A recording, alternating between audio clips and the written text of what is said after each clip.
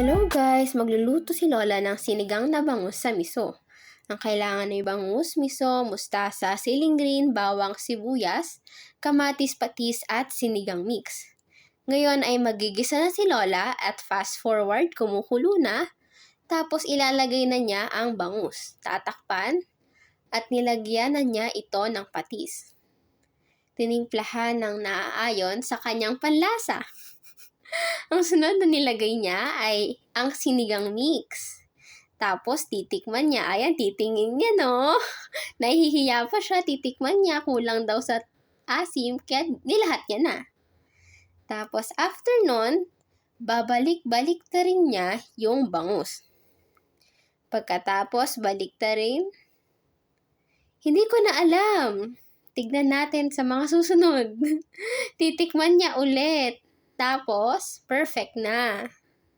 Inaasim kilig pa siya. Tapos after nun, ilagay na niya yung sili, yung mustasa, at tatakpan niya yan at luto na ang kanyang sinigang sa miso.